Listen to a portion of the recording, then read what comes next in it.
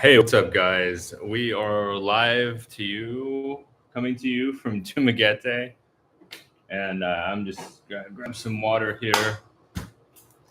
Yeah, how's everybody doing today? Hmm. We've already got a viewer. Welcome, welcome. I am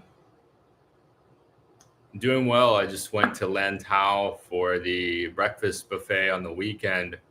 Fantastic value for money. Uh, yeah, that's my favorite restaurant in Dumaguete.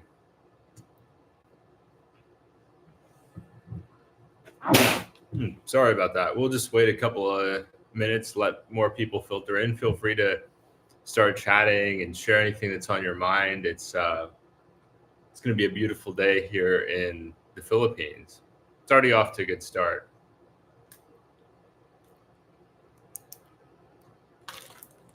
Hey Rick, how are you doing this morning? Not sure where you're at.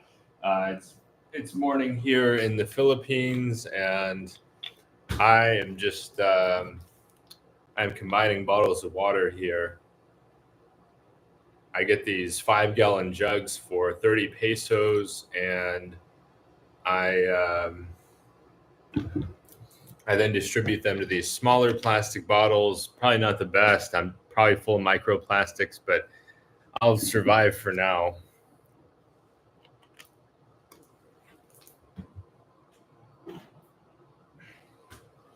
How's the weather in Southern California? How's the weather down there this weekend? Or well, yeah, I guess it's Friday night there in Southern California.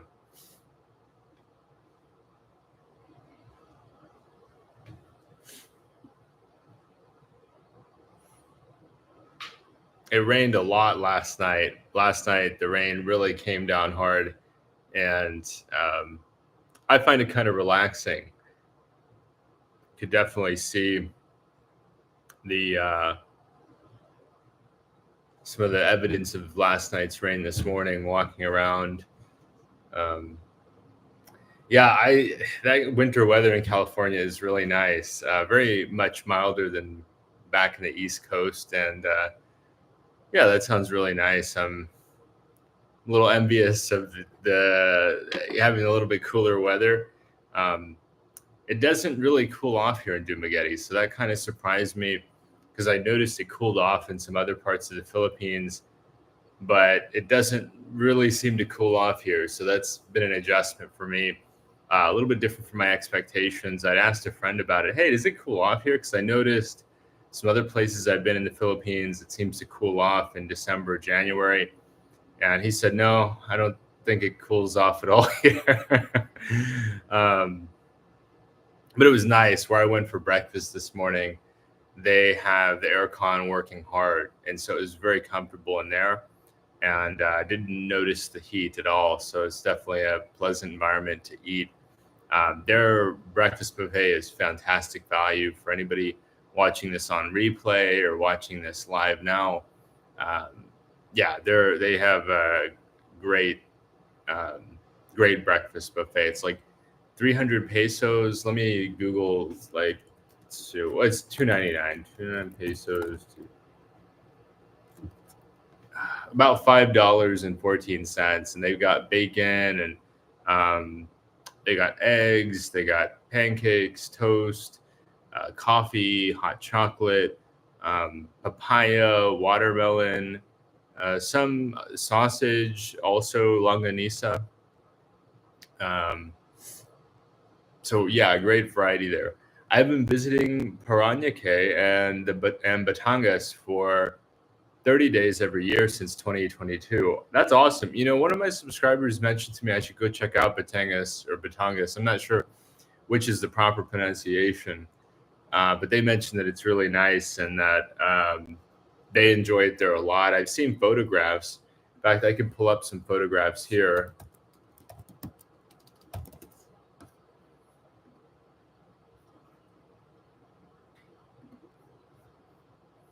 Let's just see here. Share the screen. Batangas. Yeah, I mean, this looks gorgeous, man. Like, and you've got the Taal volcano there.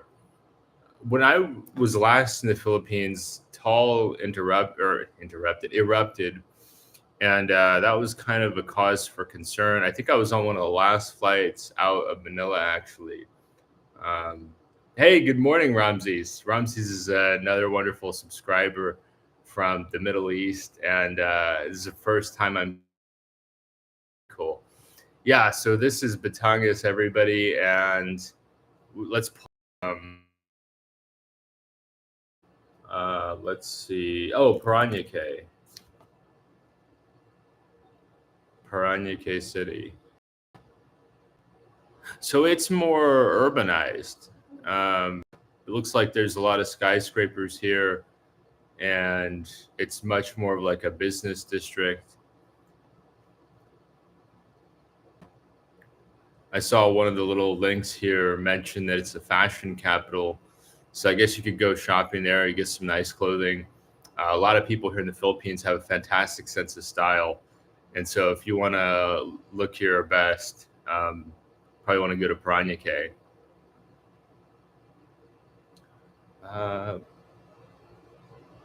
Rick, I'm curious, like, how did you find out about the Philippines? Did you meet like a Filipino in Southern California?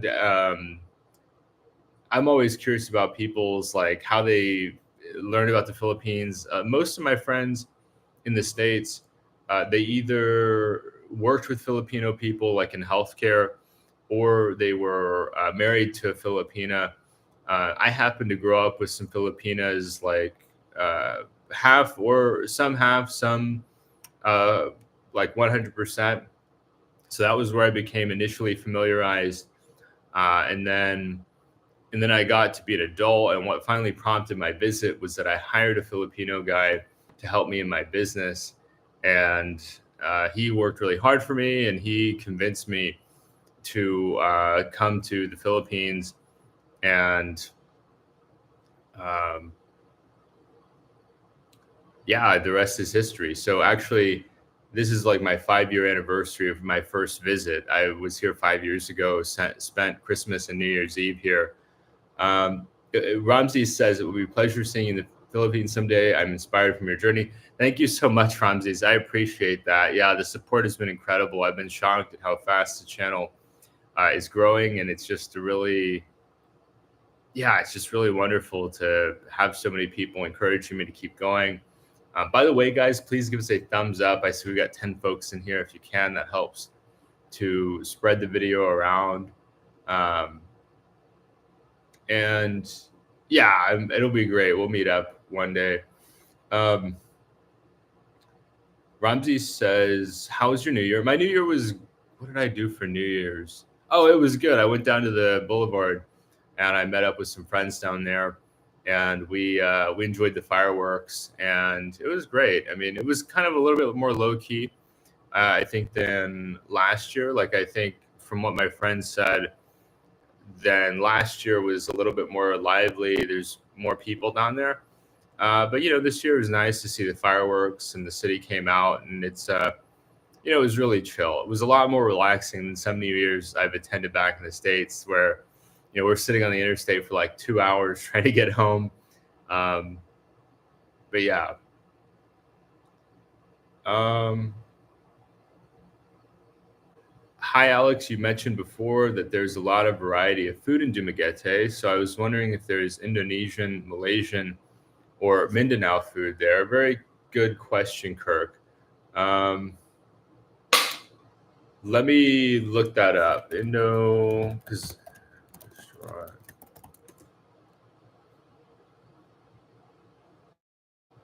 So no Indonesian food. Let me see. Malaysian.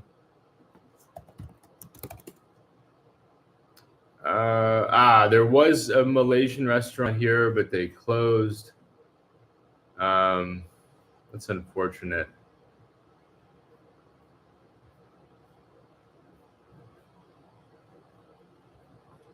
And then let's see.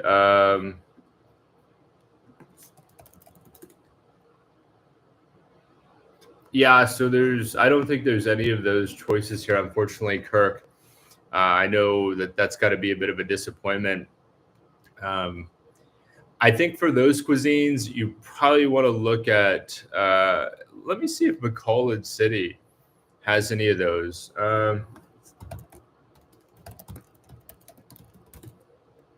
So Bacolod has some of these options.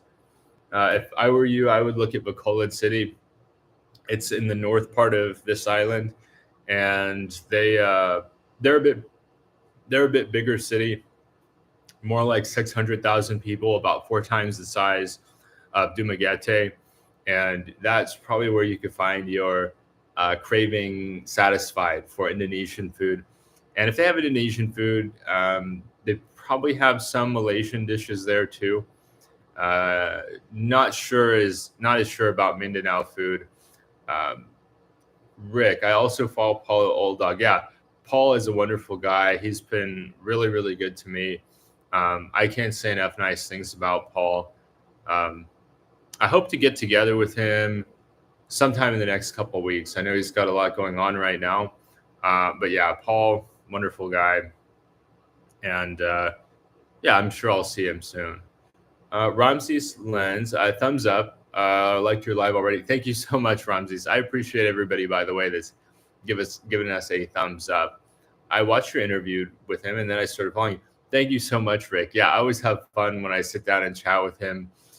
He's one of those people. He's probably the only person, or one of the only people I've met that most of the time when I see Paul, when I walk away, my stomach is hurting from laughing so hard. I mean, he just has this way of always making me laugh. He has a great sense of humor. And I'm talking like I almost want to tell him, just shut up, Paul. My stomach hurts. I can't stop laughing. He just, and I was on a date actually, and he had called me to invite me to a party, and he just has this way of joking around. So he starts laughing, and the way he laughs is really, he's got a really unique laugh. And so then I start laughing, and the girl has this look in her eyes because I'm talking on the phone, and then eventually we wrap up, and I go back to spending time with her, and she said, "I don't like that," and I'm like, "What do you mean you don't like that? Your laughter, it's a demonic."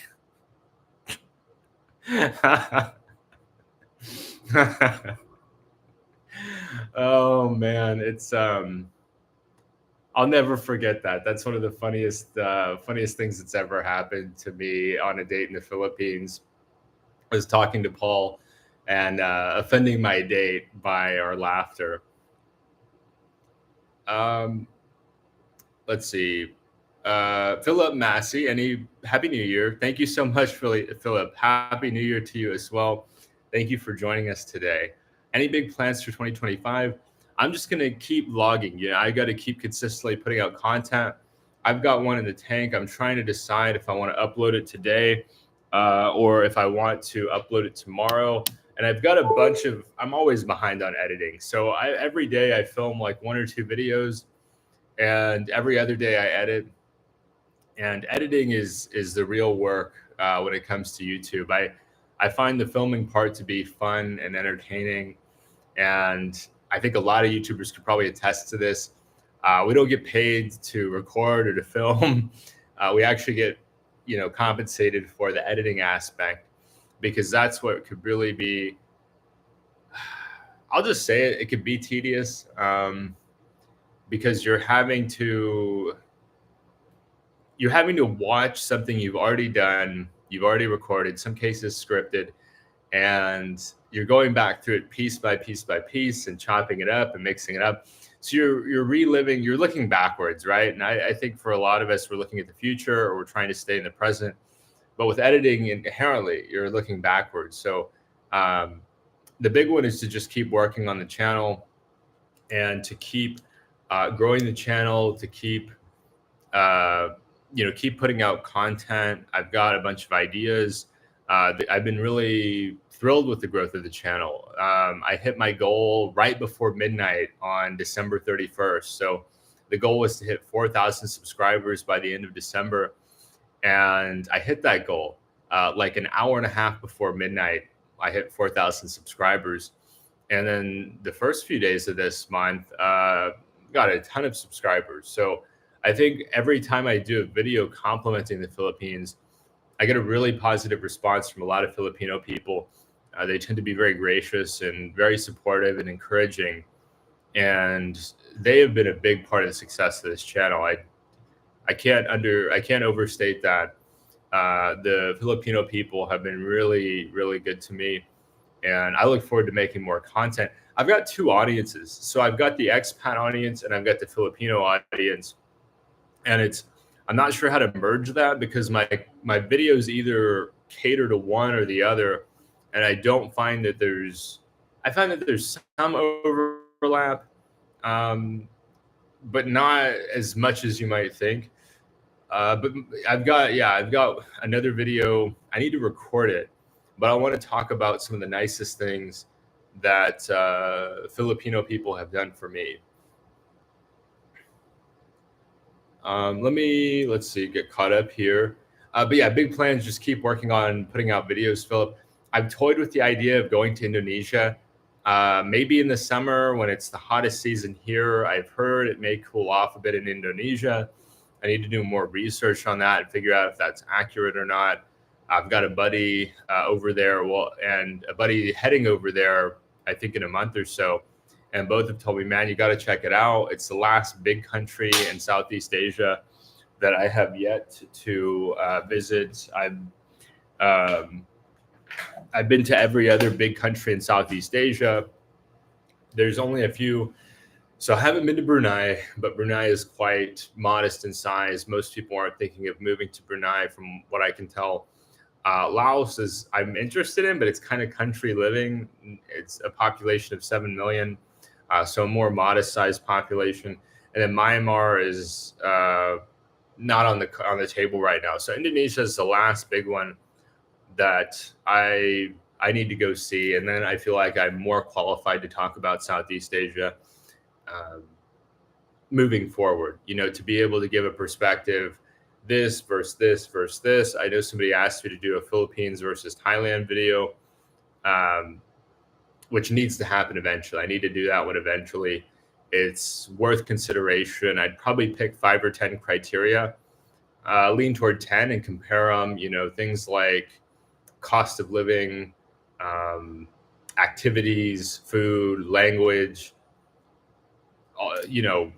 really basic stuff. But, this is something that you bring up an interesting point too, Philip, as far as big plans go. And that's that this is normalized to me, this lifestyle, but it's not normalized to all of my audience members. I've got plenty of American audience members that this is all new to them. And so sometimes it's hard for me to shift my perspective from the way I see things. I was talking about this with Chad.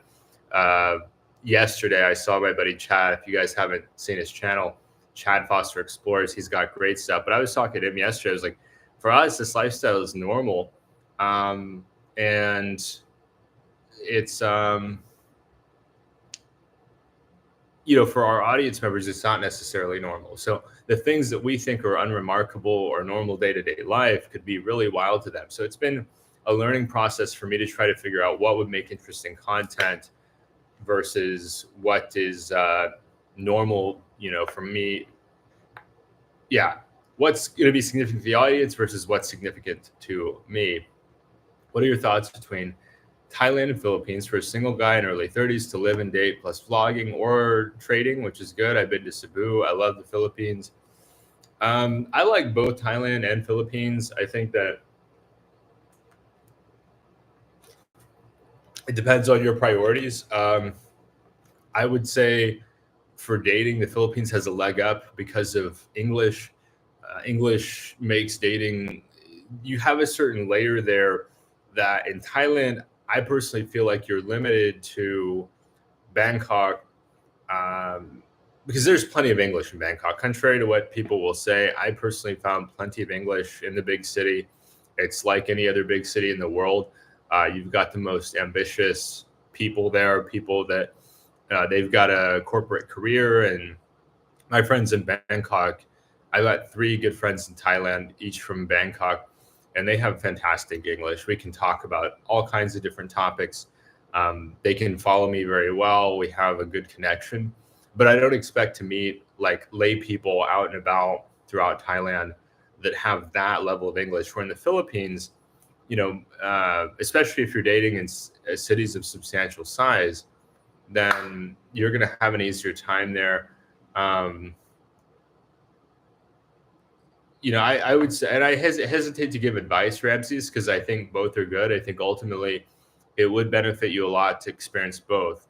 I've had people ask, are they overrated? I'm like, no, they're the most popular, or two of the most popular, for good reason, because they are such relaxed places, and the people are very welcoming and friendly, and um, they offer a lot. I mean, I could spend the rest of my life between the Philippines and Thailand. I take that back. I could probably see most of what I want to see in Thailand and most of what I want to see in the Philippines in about 10 years. If I gave each country about 10 years apiece, then I could see everything. But that's a long enough timeline. I think try each one. Try one for 6 months, try the other for 6 months, and get a sense of the benefits. I could talk about it from my perspective, but I don't fully understand each of my audience members on an individual basis. So, like, what I find interesting may not be as interesting to you. I like museums. I like architecture. Those are two of the big appeals for me. Dating, I've dated plenty in both countries. I find a lot of lovely ladies in Thailand and a lot of lovely ladies here in the Philippines as well. Where exactly in the Bay Area are you from? I'm originally from Hollister, California, just southeast of Gilroy. Now I live in Manila. Hey, Martin. So I'm actually from the southern U.S. So I'm originally from the southern U.S. I moved out to California for work, and I was living in the East Bay area, and yeah, like Oakland area, that general area, East Bay. And I miss it from time to time. There's a lot to love about the Bay Area. Beautiful area, so much opportunity. And I may go back there for work at some point. I'm debating on it. I mean, my vlogging is going well, and I like vlogging a lot. But part of me feels like I have, from time to time, unfinished business in the States. There are some loose ends I need to tie up there. I do prefer living in Southeast Asia. Yeah, Cagayan de Oro in Mindanao too probably has those varieties of food. Have you been to Mindanao yet? Yeah, so Kirk, I have been to Mindanao. Cagayan de Oro was the first place I ever went in the Philippines. So 5 years ago, I came here to the Philippines to meet my virtual assistant, who's from Cagayan de Oro, and that was a great experience. Now, Cagayan de Oro is not as touristic. It's more of an industrial city. It's more of a place where things are made and there's support. But yeah, CDO is a cool city. It's, like I said, not tourist mode, not vacation mode, but, it's the hub of northern Mindanao. And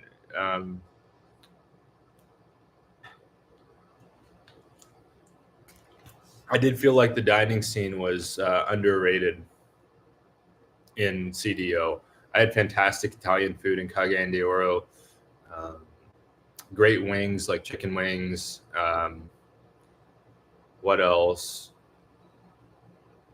There's some nice malls. Like they have a new SM. Well, it was new 5 years ago. I still call it new. A new SM mall, and really an up and coming city. I think there's a lot of growth in Cagayan de Oro. I've heard the city population has grown a lot in the last few years. Hey, shout out to Vanico. Thank you so much, man. Vanico's a member of the channel, a very generous supporter of the channel, helping to make this content possible. We want to thank him and thank all of our channel members for their generous support that, helps me to focus on making good content for you all and to continue to grow the channel. It's really been rewarding and enjoyable, and I look forward to keep continuing to produce more content. I'm actually coming in March to look at Bacolod, Iloilo, Dumaguete, and maybe CDO. Maybe, or we'll finish the trip in Davao, where my girlfriend is from, looking to maybe retire there. Yeah, all of those sound like great options, David. I think you'll enjoy yourself. I've been to, of course, I live in Dumaguete, and I've been to CDO. Haven't yet been to Bacolod or Iloilo, but I do want to check out both of those. Very good. Rick says, congratulations. Thank you so much, Rick. David says, will be my second time there. My first trip last year, I told myself, yeah, I can do this. You know, that's so powerful, David. I talk about this not enough, but, you know, a lot of people are nervous to come here. And I always say it's a reversible decision, right? If at any point I decided, you know what, you know, this isn't for me, or I don't really care for this, or I want to do something different, you know, I could get on a plane and head out tomorrow, right? So it's very much a reversible decision. I learned about that because Jeff Bezos talked about it in an interview where he said the reversible decisions we shouldn't worry about as much. If we could just go back on the decision, it's not the end of the world. Most of us that, you know, if we were to come here to the Philippines and find out, you know, it's not for us, it's too hot, the pace is a little bit too relaxed for my preference, then we can just get on a plane or bus or boat or ferry or whatever, and we could go to a different part of the country, or we could go to another part of the country. I've discussed this in depth, where I talk about, I'm not sure if Dumaguete is right for me long term, and let me explain that. I love Dumaguete, but Dumaguete is a city where people come to relax, right? People come here to retire, they come here to slow down. And I'm in a time of my life where I need to be working really hard. I need to be producing value for people. And so there's a little bit of an offset with the pacing where I'm in go, go, go mode. And a lot of foreigners are coming here to just slow down. They're coming here, they want to enjoy their time. They don't need to produce anymore, right? They've paid into Social Security. They might have paid into a pension program. They've worked a full career, maybe multiple careers. And so that's kind of that could be a disconnect for me, right? That's not the fault of Dumaguete. That's not the fault of other retired people or foreigners. That's just a matter of where we're at in life and our goals and where we're headed. That being said, Dumaguete is a cool city. I love the contrast of having the vibrant urban landscape with being able to get out to the beaches or up into the mountains in like a half hour. I love the community I've developed here. I have so many friends here, more friends than I've ever had in my life. And all of that would be very hard for me to give up, to be able to just walk into town and run into somebody I know totally unplanned. I run into people all the time in town. I just walk around and I run into people I know. Hey, Tony, good to see you. Welcome, welcome. I hope you're doing well today, Tony. Or tonight, Tony. It's yeah, I'm doing well. It's so good to see. For those who don't know, Tony has been an early supporter of this channel, and just a really wonderful guy. Like when I first started doing these live streams, it was just me and Tony. It was like a one-on-one conversation, and so to see now we have over 20 people on here, then it's humbling, guys. I really appreciate it. Thank you so much, Kirk. I really appreciate that. Thank you so much for your super chat.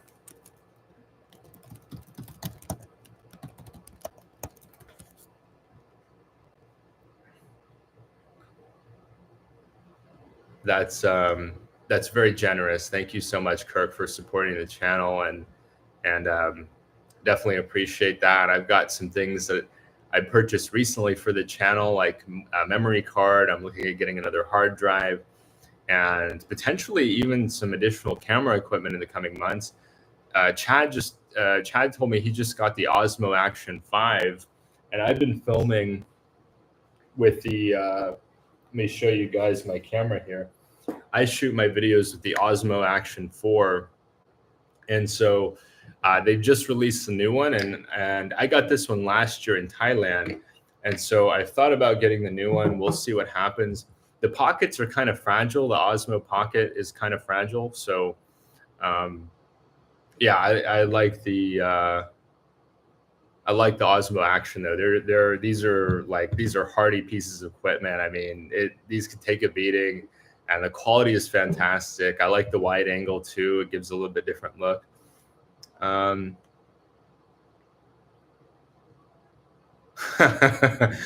Okay, let me get caught up on comments here. So do you see more younger expats in Duma, like in their 30s? Yeah, I think, Billy, I think more and more I see younger guys coming here. They might not be here permanently, right? I mean, I don't have a pension. I don't know anybody my age that has a pension or is drawing Social Security outside of extenuating circumstances. Now, I did draw Social Security after my mom passed away. My mom passed away when I was 8. And so I actually started drawing her Social Security. My grandma drew it on her behalf. And then from like 18 to 19, I was drawing it, or from maybe it was, I think I drew until I was 19. So I've actually technically drawn Social Security because my mom never got to, but she did pay into the system. But yeah, I do see more younger guys coming here. I think, I've been watching Paul for 5 years now. I think Paul's been blogging for 6 or 7. And I started watching him because, for a lot of young guys in the US, we don't have positive male role models. And I felt that what I admired about Paul was that he didn't give up. He didn't quit. He went through a lot, and he just got back up and kept going. And I really admired that a lot. What's up with, I appreciate how articulate and detailed you are in your videos. It really paints a clearer picture for someone who is not there. Thank you so much, David. That's a very kind compliment. I really appreciate that. And that's definitely a goal with the channel, is like, I think trying to normalize this for different kinds of people. I think at one time you had to be pretty adventurous to be an expat. And I still think you do to some extent, but I think it's like, sometimes there could be a bit of gatekeeping about it. I'm like, no, I think a lot of people would benefit from trying it out, exploring different places, seeing different places, meeting different people, learning about different cultures. I got tired of being back in the US and having people tell me, oh, I watched a video about this country and this is how it is there. And I'm telling them, it ain't like that. Like, you actually go there to that country or that place, and you meet and you talk to people and you get boots on the ground experience. You learn it's not what that media organization wanted to put out there. It's a different thing entirely. And that's what I try to do, is I try to not be as biased as maybe, like, some bloggers have an axe to grind. Some bloggers want to, I don't know, just push a certain narrative. Some people believe in American superiority or Western superiority. And I try not to have that kind of mindset in my videos as much as maybe I've seen in some other content creators. Jerry says, what's up? Hanging out in Cebu, 10 months now with the new family. Good work, young man. I got 2 sons in the US, a little older than you. Oh, that's very nice, Jerry. It sounds like you're having a nice time in Cebu. I want to make a trip up to Cebu, but I need to get my passport back. So I'm waiting on my passport renewal. It should be coming hopefully in the next few weeks. We'll see how that goes. I sent it off Christmas Eve, and I'm just waiting for them to call me. Hopefully by the end of this month, I'll get my passport back in the mail. I should have recorded it, but maybe that's something, if I get a friend that's got to renew, maybe I could record their process or their experience. By the way, guys, we had more people jump on here. Please give us a thumbs up if you can. It helps with the algorithm showing this video to more people. Orion, do you find that living there longer, like you, a few months plus, becomes more important to be around expats to make friends, or it's doable with Filipinos in more remote places. So Orion, I think the big thing, there's a few challenges with province living, and I actually have in the queue a video to talk about this, why I could not live in the province long term. Let me make another note of that, because there's a lot I could say about that. Is that for me, there's a few reasons why I couldn't live in a more remote place. One is I like a variety of food. So in the more remote areas, you're not going to have the Western style restaurants. I also like Filipino food, but in a more remote town, they might not have any restaurants, right? If everybody is living on a farm, they're producing their own food.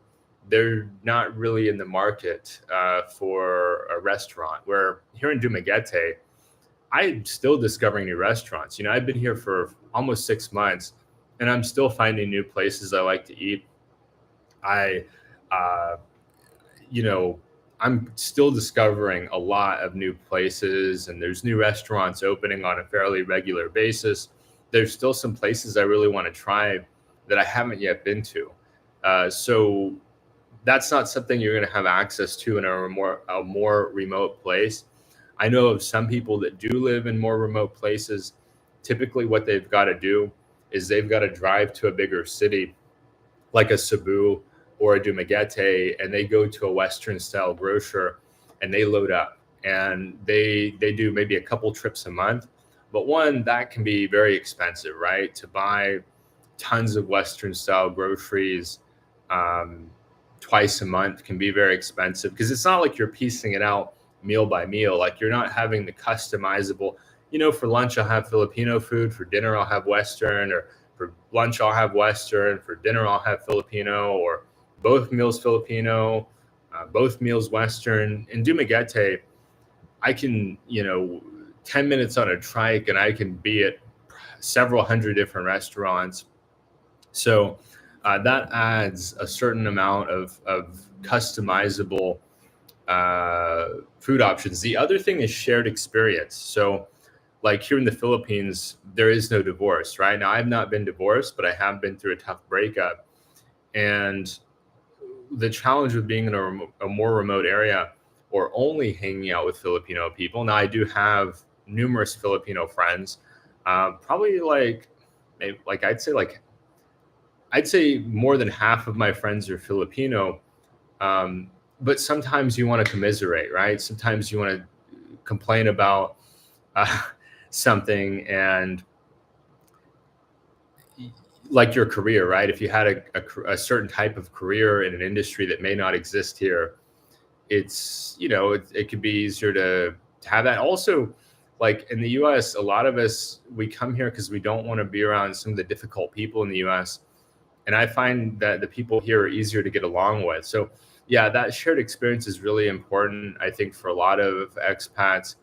I get along great with Filipino people. Like 99.99% of the Filipino people I meet, I get along great with.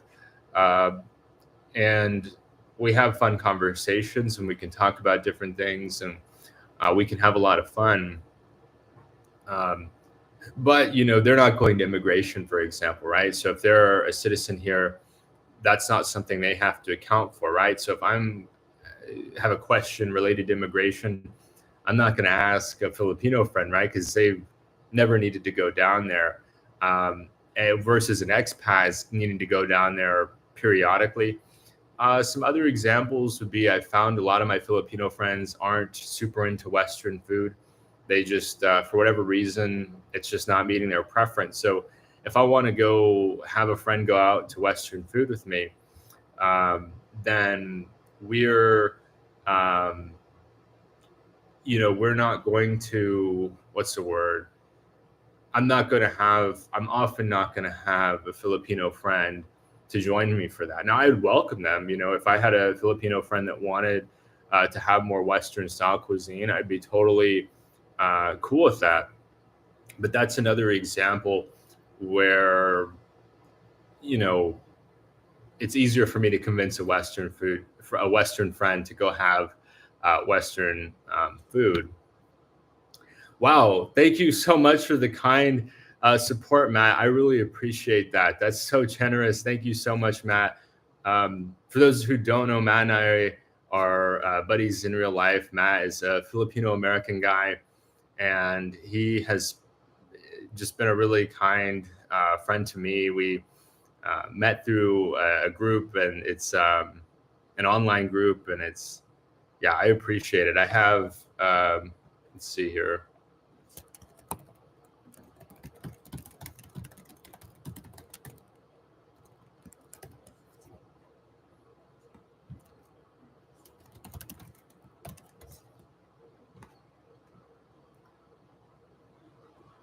And yeah, so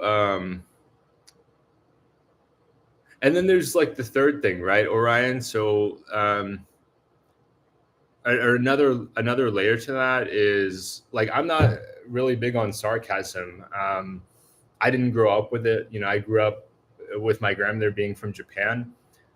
So this is where I you could say I side with Filipino people more, as I have Western friends that will make sarcastic jokes. Filipinos don't do that. So that's an area where I get along more with my Filipino friends, because for me, I just don't understand sarcasm. Like, I try to understand it. I can kind of understand it.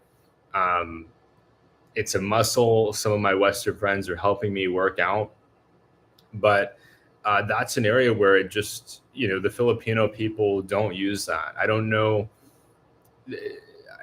I don't, maybe the perception is some Filipino people or many Filipino might think of it as hurtful.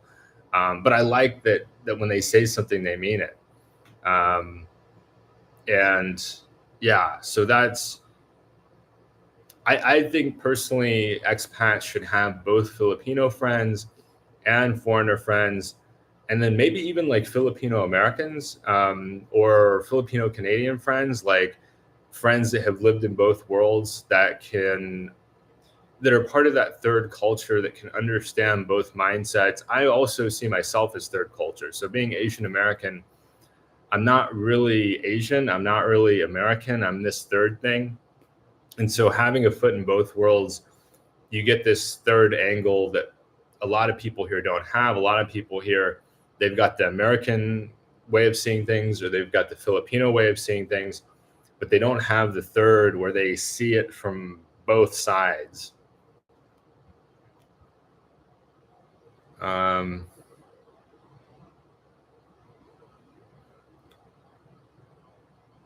But I hope that answers your question, Orion. I think it's valuable to have both. Both my first friend here in the Philippines is a Filipino guy. Like I said, we met through a group where I hired him as a virtual assistant. This is a guy named Zyrel, and Zyrel is a fantastic guy. We're still friends today. He lives in Mindanao, and I haven't been down there. I would like to go back down there and see him. He worked very hard for me. He was very effective. I closed that business, or otherwise we'd still be working together. He was a very honest man, and so my first friend here in the Philippines was and is a Filipino man. We've been friends for 7 years now. I can't believe I need to send him a message actually and catch up with him. But we've been friends for about 7 years. I had some friendships with Filipino Americans, but I feel that the pace in America is such that it's harder to build deeper friendships these days. Maybe less so in the past, but I feel like in America, because cost of living is so high, we're in such a rush. We're trying to get things done. We're trying to do this. We're trying to do that, that we've got to prioritize productivity, and friendships can take a back seat to that. It's not because we don't get along. It's not because we don't want to hang out. It's because we got to pay bills, got to pay rent, got to pay groceries, transportation. The focus on the economic aspect seems to override other things. Where here in the Philippines, there's a more, I can't speak for everybody, but for me, there's a better work-life balance. For vlogging, I can take some time off. I can slow down on some days to spend more time with friends. In the US, I can't do that. If I'm working for somebody else, I can get in trouble at work if I'm not working hard, if I'm not maximizing value for my employer. And I don't want to anyway. If somebody's paying you in the US, they're probably paying you a lot of money. And I want to give them more than what they're paying for as much as possible. Let me get caught up here. Very cold, icy, and snowy where I am. Oh, Tony, that sounds rough. Like, I do have some Filipino people tell me from time to time that they would like to experience the cold and the snow. And I'm like, no, I don't think you do. I don't think you want to experience the cold and the snow. Not for very long, but yeah, it's definitely part of life back home. And I'll be keeping you in my thoughts. Tony says, yes, it's like Alex and I were two nerds first week of grade 9. And now Alex is a popular guy in grade 12, but he never forgets his first bud from before he was popular. Oh, Tony, I know you're doing very well, and you're helping a lot of students and a lot of people to get ahead and to to move forward in their careers. And what I do help is be high visibility, but I can really appreciate your kind words. Jerry, you're right. After 40 plus years of working, I was done, ready or not, had more money, then wife got sick, dad got sick. That was it for me. Needed to change. Yeah, I think that's a great point, Jerry. Like, people need to change. They need to mix. They could benefit from mixing it up. It's not for everybody, but like I always say, if any of us ever get tired, like as Americans or as Canadians, Brits, Australians, presuming we haven't given our citizenship up, which I think very few of us have, well, you just get on a plane and go back home. Now, I know there's a financial implication with that. There's a social implication with that. It sounds quite easy, but the reality is, it is. Now, I worry about going back at this point to some extent because of cultural shock. I think I would feel very alien in the US. I think it would be very it would be confusing. It would be extremely stressful. I know I would survive it, but the U.S. is in a difficult space right now. It's cost of living is very high. Social tensions are very high. The economy is in a weird place right now, and I would go back for a good job opportunity, and I do miss my friends. But besides my friends and my job opportunities, I don't miss anything about the U.S. If I'm being honest, if I'm being transparent, I prefer living in Asia. I like the culture. I like the non-confrontational people. The weather is so-so, to be honest. Like this part of Asia, it can be kind of hot. Same in Thailand and Vietnam. But if I compare across the board and tried to assign a points value to each factor, I fit in better culturally here. I like the food better here. I like the social climate here better. I, of course, like the cost of living here better. I like the walkability factor. I like being able to walk around the city. I like that people spend a lot more time outdoors. I like that I could just walk around and run into people. I like there's just a lot I like about life over here, and that could be a video in and of itself. Maybe I'll do that video, like, why do I prefer living over here?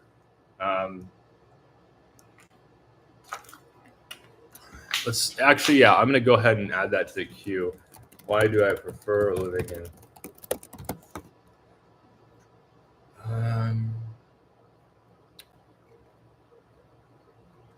You should try cooking. Good for dating. Yeah, Kirk. So I don't have a kitchen here. So this apartment's pretty modest size. I could get a heating element. I could get a pan, but my studio is pretty small. It works great for me as a bachelor, but I think that's a fair point. Like, cooking can be great for dating. You can, there's definitely a lot of markets around town. I know some friends of mine that are couples. They cook a lot more. More often, it's the girlfriend cooking for the guy, if I'm going to be honest. But Yeah, I enjoy cooking. I think I just don't like the cleanup part as much. But yeah, cooking, you got a lot of fresh ingredients here. I mean, the markets here are really nice. I even on Christmas Day, I went down to the fresh market in the center of Dumaguete. They had all kinds of vendors with fish, with chicken, with fruits, vegetables. It's That's a good point, Kurt, for sure. Um, what do you think is the max age gap if you want to bring her to the States? Assume you're 40. I just don't know that you're going to get acceptance there. Like, I think 5 years, to be honest. I think any more than 5 to 10 years is you're going to get social pressure. You're going to get people judging you. You're going to get people critiquing you unless you live in a rural area and you really isolate from people. People in the U.S. tend to be very judgmental. It's at least where I'm from. I'm from the southern U.S. That's just been my experience. Maybe other people have had a different experience, but I find that most people are not going to support an age gap relationship unless you are a celebrity, unless you are like a Bill Gates or you're a very famous individual. Then I just don't see the U.S. Plus, in the U.S., people aren't supportive of relationships anyway. You've got a lot of people that don't have a positive view of relationships. They're going to be even let's say just take out the age gap out of the equation. People are going to be telling her, you can do better. You can do better. People are going to tell the guy, why do you put up with this? Why do you put up with that? Don't be this. Don't be that. The U.S. in general is just not a place that's, in my opinion, conducive for healthy, happy relationships. I think that, at least from what I witnessed growing up, the socioeconomic pressures there put a lot of strain on relationships. Unless you are very, very well to do, then it's going to be a struggle. I know I'm biased. I've had some guys say, look, if you're 5 or 10 years apart, it's not a big deal. But um, I know what I've seen in terms of relationship difficulties. Your experience may be different, but that's just my thoughts on it, Orion. Jerry Stanley, wife passed, dad passed, 401, gone because of that. Life just left anyway. Never going to be perfect, but life can be better. Great point, Jerry. Tony says Alex never badmouths anyone, stays away from the tendency to backbite and gossip each other. Yeah, I don't need to talk bad about other people. I look at it like uh, it's not really creating value. To tear people down is not creating value. It's not helping anybody. I've had people try to tear me down already, and I look at it like half of me is flattered that they think I'm so important that I'm worth trying to tear down. The other half is like, that's kind of sad that that's the best use of your time. I consider my time to be very valuable, very finite, and I'm not focused on uh, people beyond like my audience and potential audience, right? So if somebody's tearing me down, they're not going to watch my vlogs. They're not going to enjoy my vlogs. They're not somebody I can help out. So I'm not worried about them. Usually Filipino women will be very appreciative if you bring them to the States, but understand there's a chance if you marry a Filipino woman, you also marry their entire family, and that means you have to bring them all. That's a great point. Soju understands culture far better than I do, guys, and he can speak to this better than myself. Um, I'm biased. Like I said, I'm biased about the U.S. and I can only speak from my experiences.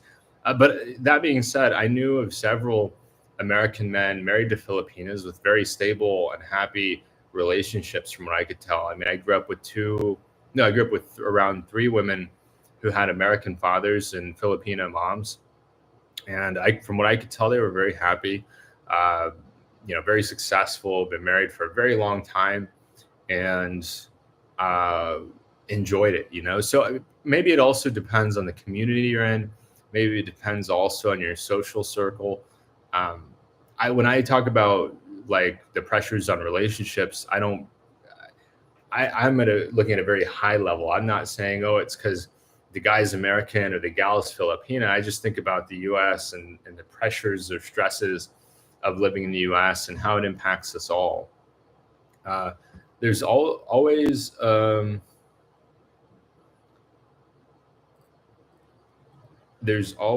see, there's always a lot of drama in Dumaguete. Always. Do you see that as part of the expat culture there? Yeah, Philip. So I think that's the case. I think that there's a lot of drama in Dumaguete because you got a lot of guys with more time on their hands than they've ever had in their lives, right? Guys that they worked really hard their whole life, and now they've got 10, 12 hours a day during the week that they normally they were occupied, right? They had to be at work. They had to take the kids to school. Uh, they had extracurriculars. Maybe they were part of a religious community. Maybe they went to church on a regular basis. They had all these obligations. And then they come to Dumaguete and they find that they have none of these obligations.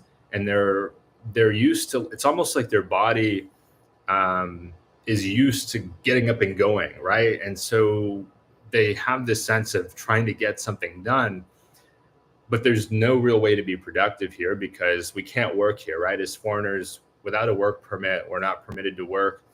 You can't even volunteer here without the proper permit and visa. So some people have suggested, Alex, why don't you go volunteer? I would need to get a permit for that, and I would need to swap my visa. So I would not be able to do that on a tourist visa. So we're very limited in what we can and can't do. And so they have this pent up energy. And then also there's the testosterone bit. I mean, I had a conversation with a friend recently. Some guys come here and they take testosterone, and they may not fully understand what they're doing. They may just not be super educated about healthy usage of that. And so they get amped up and they get prone to aggression or prone to frustration, and they don't have a healthy outlet. They know that if they were to mistreat a Filipino person, that Filipino people will stick together. I mean, if an expat thinks he's going to mistreat a Filipino person, he could very likely end up on the receiving end of a lot of. It's not going to end well. I don't want to, I don't want to get in trouble with YouTube, but the expat. I did a video on this, like why do expats treat each other badly, which I'd recommend checking out, Philip, if you haven't already watched it. But expats, they feel entitled to treat each other badly and say things to each other that they would never say to a Filipino person because they instinctively know, like, oh, okay, well, if I mistreat this person, they've got hundreds of thousands of people, millions of people willing to back them up who will take their side, and it ain't going to end well for me. Where if I mistreat the expat's in a more vulnerable position. He may not be connected to a family here, right? If he's fresh off the plane, he's not married, he doesn't have a brothers-in-law or sisters-in-law or cousins-in-law, father-in-law, mother-in-law. He's much more isolated, so he's more of an easy target. And so that's why I think these are some of the reasons why I think Dumaguete can have a lot of expat drama. And that's why I'm very selective about the expats I hang out with. I mentioned it before. I have maybe 5 or 10 expat friends and a lot of expat acquaintances where with Filipinos, I can't really count how many Filipino friends I have. I get along with 99.9% of the Filipinos I meet, and I have no reason to think otherwise. Where, like, I'll mention it, but one of my vlogger friends who's got a channel, he has people that he thinks of as friends, or that he thought of as friends, that go behind his back and troll him, right? And troll him very viciously and attack him. And, they're envious of him. I think, like, there's a lot of different reasons for that. But a lot of these communities can become toxic. And so I'm very selective about who I hang out with. And I consistently reevaluate the people that I hang out with. Like, I'm a fan of Mike. I'm a fan of Paul. I'm a fan of Chad. And then there's several other guys I'm friends with that aren't on YouTube at all that I'm good friends with. But I'm consistently evaluating that. Like, do these people really like me? Do they really want me to succeed? Or are they, for some reason envious? I have some guys that are envious of me because I'm kind of the baby in town. At 32, I'm pretty young for expat standards, and I think it's an arbitrary distinction because, like, who cares if I'm young? Like, it's just an arbit. But yeah, I would say you just want to be very, very careful about any expat community you get into. Just be cautious, proceed with caution, really think things through, evaluate. Do I have shared values with these people? Are we at the same place in life? Are they kind of like, are they rude? Like, do I like them or am I lonely?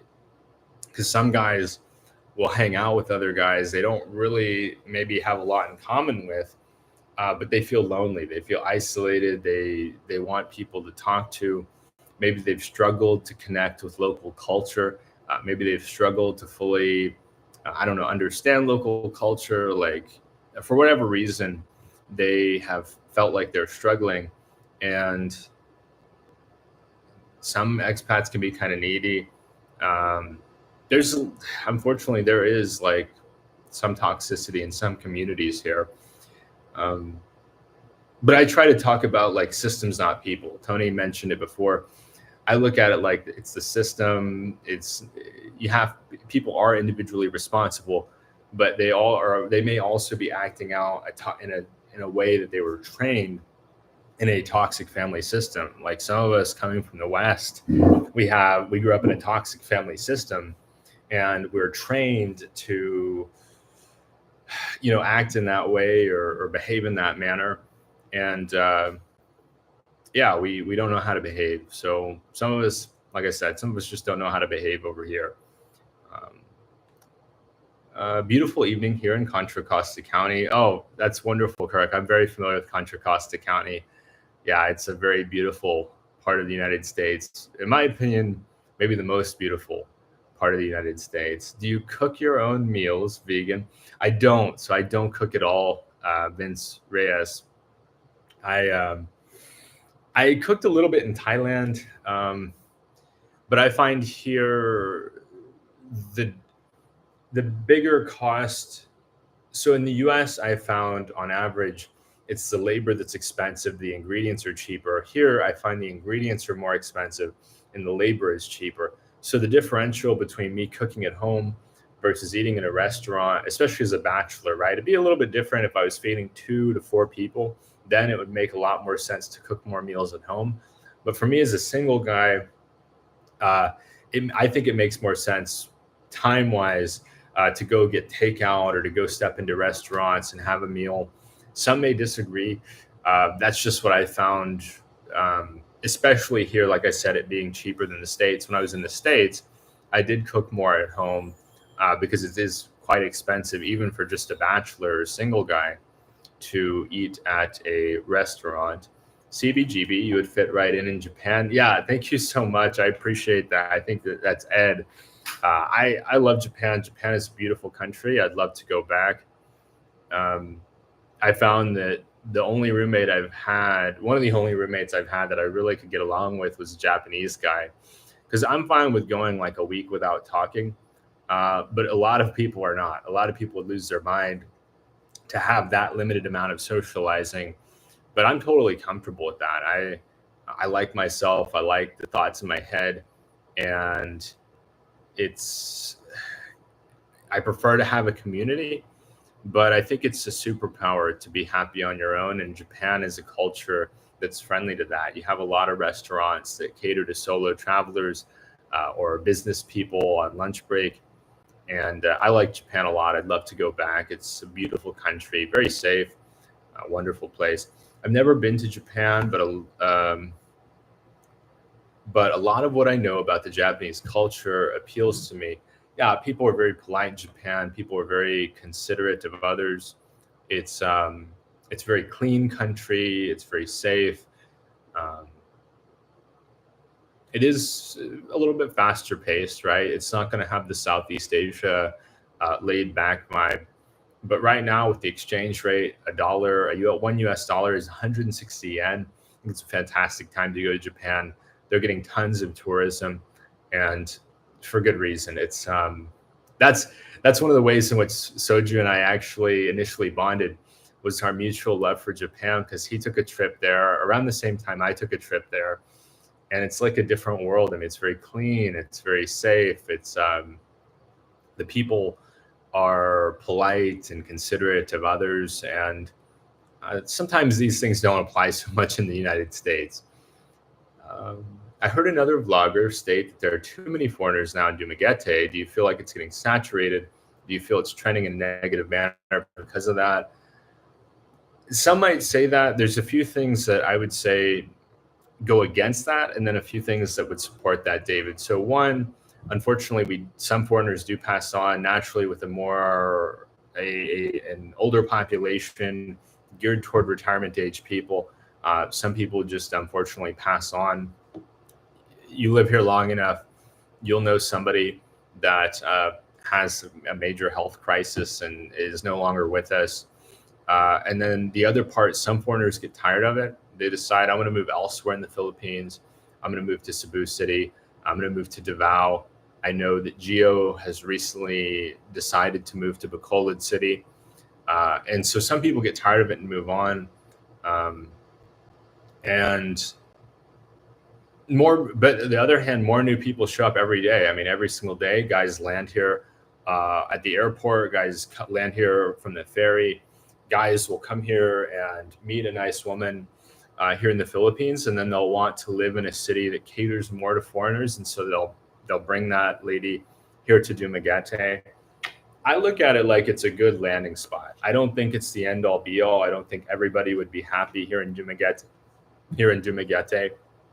But if you want what I call tutorial mode, you've never lived outside of the US, you've never really traveled a lot, it tends to be very friendly to those types of people. For me, I've traveled in Latin America, a little bit in Africa, in Europe, all over the United States, and throughout Southeast Asia. So I've traveled a lot, and Dumaguete to me is like super easy mode.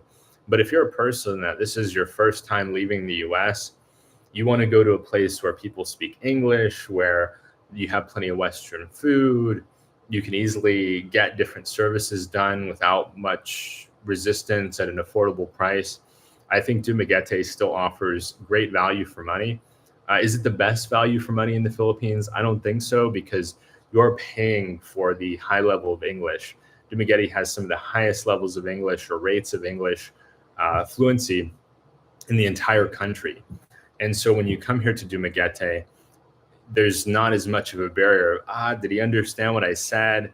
And the Filipinos wondering, did he understand what I said? Some Filipinos can be a little shy about their English, a little bit self-conscious, like, maybe the foreigner may not fully understand, what I meant by that. And I find a lot of Filipino people endearing, and that includes here in Dumaguete as well. And so that's where I think Dumaguete really, I use the phrase punches above its weight, is that you've got a city of about 150,000 people, but there's English proficiency. There's plenty of Western style restaurants, which I underestimated how much I liked that until I went to a more provincial area a few months ago. And the whole time I'm thinking, man, I miss Dumaguete, because there was a great restaurant there, but there was like one great restaurant there. Because like I said, for the Filipino people that grow their own food, if they're a farmer, then they don't need to worry about the restaurant, right? Like my stepdad grew up on a farm in the US, and he said, we never went out to eat. Why would we go out to eat? We grow all this delicious food here. We don't need to go out to a restaurant when we produce our own food. So there's not much of a market for restaurants, where in Dumaguete, they know a lot of foreigners are living in a more urban environment. They probably don't have the space to grow their own fruits and vegetables. Maybe if they're retirement age, farming can be very physically demanding. So some retired foreigners, they may feel like, what, I'm not capable of farming. I may have some back issues. I may have, some dexterity issues, some cardiovascular illness. And so that's where Dumagetti, like I said, English proficiency, Western style food, services, easy access to services, airport, right? If they want to fly anywhere, they can fly to Manila or to Cebu very easily from here. And then from there, anywhere in the country. You don't have the headaches of a big city like Manila. Manila, is the most densely populated city in the world. So if somebody's wanting to slow down, I don't think they're going to find that in Manila. That's just my personal opinion. I think Manila is a major business capital, major business hub.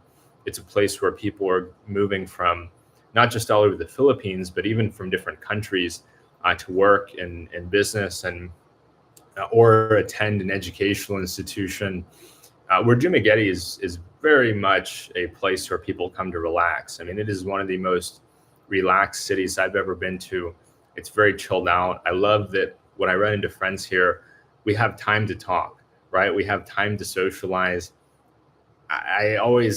Sometimes I get back into US mode. I have a flashback. I'm like, can we talk right now? Is it cool? Like, or do you got to get back to work? No, I'm retired. I don't have anywhere to be. I don't have anything to do. Let's have a conversation, man. Or, hey man, you want to meet up for lunch next week? Or half the time I see some of my friends, they hit me up day of. They're like, hey, I'm going to be down at the coffee shop in like 3 hours. Okay, man, I'll meet you down there. Or, oh, hey man, I'm going to be in your neighborhood in like an hour and a half. You want to meet up? Oh, you know what? Sure. I'll take a break. I'll come out and see you and hang out. And so I happen to be very pro Dumaguete for myself. I don't think it's a good option for everybody. I think a lot of people would benefit from starting here and branching out, like have a base here. I've got a buddy considers Dumaguete to be his base, and he travels to other parts of the Philippines from here. He likes that. He comes back here.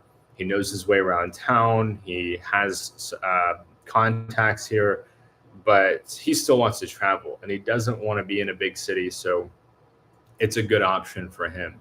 Guys, I'll be right back. I'm going to hit the restroom.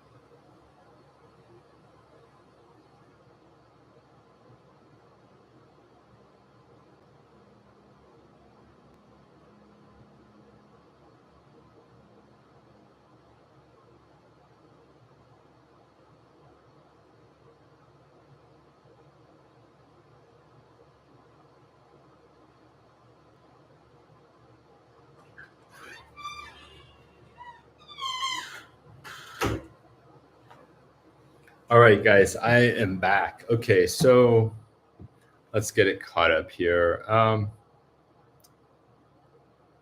But I do think, I think Dumaguete is ever changing, and it'll be a good fit for some people. Other people will find there's too many foreigners. I'm never going to be one of those people that thinks, oh, I hate this city, or this is the best city ever. I think different cities are good for different people at different times in their life. For me, when I get to that level financially, I'm strongly going to consider Cebu City or Manila, because I think those are the best, or Davao. I think those are the best working cities. If you're trying to work and you're trying to be productive and you've got certain goals, those are the cities that have the biggest sort of business scene in the country. Cebu and Manila are also what I call the gateways of the Philippines. Everybody coming to the Philippines or leaving the Philippines is going to come through either Manila or through Cebu. So for me right now, like the goal is to just keep building the blog here in Dumaguete, where I have a lot of friends that are willing to teach me and bring me under their wing guys I really enjoy being around. I'd hang out with them anyway, but the fact that they're willing to take time out of their day to show me the ropes and to teach me about how to be a better YouTuber. There's a lot of people here in Dumaguete have been very good to me. And I try not to focus too much on the negative any more than is my natural proclivity, because I am so appreciative of the people that have been so good to me here. Mike, Chad, Paul, and many more people who are not public figures. So I want to be mindful of that and respect their privacy. But people have been very, very good to me here. And I think, Dumaguete to me offers the best of both worlds. I have the access to nature. There is access to provincial areas, but you have a nice urban landscape. You have a vibrant, densely populated city. I can get anywhere in town in like 10, 15 minutes, maybe a bit longer in rush hour, definitely a bit longer if I'm walking, but still it's not as busy as like a Cebu or a Manila. Let me get caught up here. Yeah, Asia is amazing to live. Many aspects of it make the US feel behind. So if you can make American money living in Asia, that is a life. I agree so much, Soju. That's the ideal is to make US dollars and spend in Philippine pesos or spend in Thai baht, spend in Indonesian rupiah, spend in Malaysian ringgit, spend in Japanese yen, because you have Asian countries have a sense of order, and that's something that I like a lot about living in Asia. Is there is a sense of order. The U.S. feels very chaotic at times, like you don't know what's going to happen, and that can be good when you're young and trying to make money. But I find that as I get older, I have less and less tolerance for the chaos in the U.S. It becomes very stressful. People's behavior has become more and more unpredictable in the U.S. And you can see the stress in people's eyes in the U.S. and it's really tough. But yeah, guys, feel free to add more to the comments. I'm getting caught up here. The older you are, the more okay the gap. Good. Okay, yeah. So Soju has a lot of insight into this, more so than I do. And yeah, like for whatever reason, like a 50 and a 70-year-old is looked at as more socially acceptable than say a 25-year-old and a 55-year-old.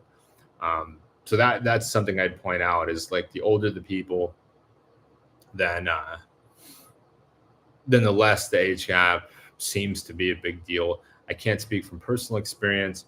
What do you think about a girlfriend or wife having a Philippines passport? Other countries have better passports that would allow your partner to travel to more countries without a visa.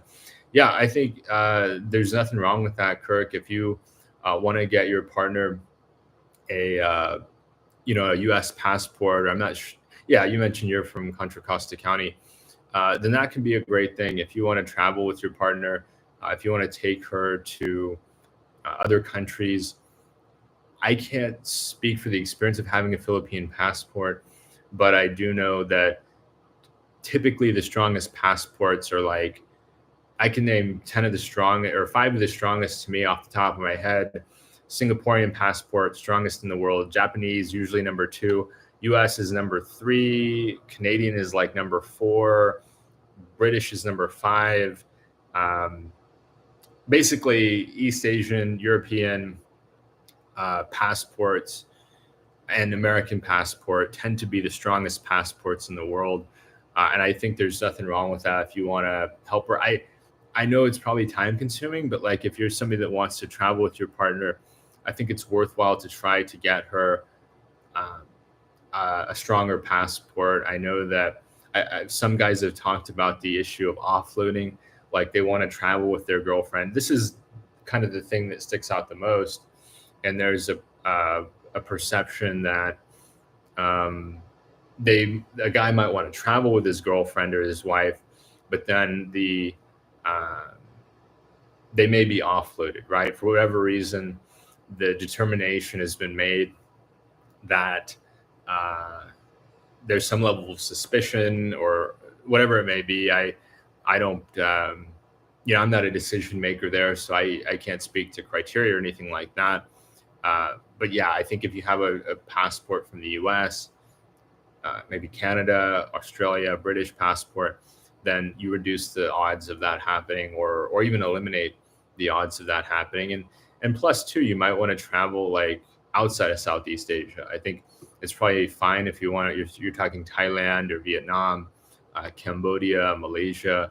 But if you're talking about like, hey, let's go to Europe outside of Spain, because there is reciprocity between the Philippines and Spain. So I've heard Filipino people can actually more easily go to Spain. I have a Filipino friend actually, and she's in Spain right now teaching English, and she's a great friend. We connected when I was here last time, and she's loving Spain. I mean, she's really enjoying her life in Spain. And I met a couple of Filipinas here in Dumaguete actually that worked in Spain for about 40 years. So there is still a relationship there. But aside from Spain, then I think that's going to be a challenge. Mr. Schaefer, Mike looks like he is burning out on YouTube with his latest nightmare video. I'll take a look at it. I saw Mike yesterday, and he's just, what's the word? Mike's a very hardworking guy, and he's very a resilient guy. He's a guy that like, he seems to just have this strength and motivation to just keep moving forward. So I can't speak to his level of burnout. I haven't talked about it much with him, but I'll definitely keep that in mind, Mr. Schaefer. Philip Massey, you can cook breakfast at home. For me, I'm not a big breakfast guy. So normally what I do for breakfast is I like to have coffee or caffeine of some kind. I'm a real, big caffeine guy. I've never been a big breakfast guy. Like even growing up, Philip, for me, I don't know. I just typically like this morning for me to go and have that buffet, totally atypical. Not typical for me at all to have a big breakfast. I try to work and then I'll do lunch and I'll do dinner. But yeah, normally I don't do breakfast a lot, but I have friends that do big breakfast every day. Like one of my buddies here, he does hash browns, longanisa, which is like kind of a sausage, and eggs every day for breakfast. So definitely if you're a person that's big on breakfast, you can do breakfast here in Dumaguete. They get hash browns at Robinson's. I think Robinson's grocery store carries hash browns. Like I think they import potatoes, or they import the frozen hash browns. They're able to cook them in a skillet.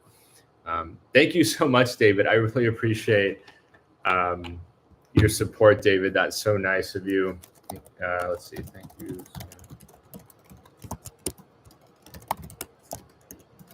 I really appreciate the super chat, David. That's so nice of you. Thank you so much for helping to support the channel. And I'm glad that this information is valuable for you. I try to be as honest as possible. I have people sometimes wanting me to like be overly critical in the Philippines, and actually I'll go into why I don't. One, I'm not Filipino, right? And so I don't like the idea. I say this a lot. We as Americans, we don't like it when people from outside the US come to the US or online and, oh, Americans this or Americans that. And I try to extend the same courtesy to the Filipinos. So like, if I don't want somebody critiquing the US who's not American or who's not from the US, then I feel like it's also out of place for me as an American to critique the Filipinos or to critique the Philippines. I see it as if I really had a major challenge here, I could be gone tomorrow, right? Are there some minor day-to-day challenges or struggles? Sure, that's true in any country. And believe me, I have plenty of challenges that I experienced back in the US, but overall, life here is good. It's been very healing for me on a personal level, because sometimes in the US, we get this sense that everybody's a success story. Every single person in the US is like a star athlete or a genius scientist or a brilliant businessman. And sometimes it feels like the average American struggles a bit, that the average American may not feel as validated. And when I come here and I talk to my expat friends about I've been through this or I've been through that, in the US, when I talk about these things, you get the message a lot: pull yourself up by your bootstraps, toughen up, dude. You know, you need to just try harder. But here, when I talk about my struggles, people are like, yeah, man, you know, I've been through similar things, or yeah, man, I agree. And you feel validated, and then you can move forward. You don't feel like you're kind of stuck in this seeking like acknowledgement or anything like that here. And so that's been very healing for me in the Philippines, and Dumaguete in particular. But I think you could have a similar experience in Cebu or Manila or other parts of the country. But yeah, I like it here overall a lot. Is every day perfect? No. I mean, recently we had like 2 weeks solid of rain, and you guys could tell in one of my recent videos, I got to feeling a bit down because, you know, 2 weeks straight of rain, that could wear on a lot of different people, right? It gets to feeling a bit dreary. But now, like, beautiful sunny day. I mean, it's gorgeous. Like I'll probably go out this afternoon or this evening. And wow, thank you so much, Jason. I really appreciate that, guys. Your generosity is greatly appreciated. I can't thank you enough. It's yeah. Thank you guys so much.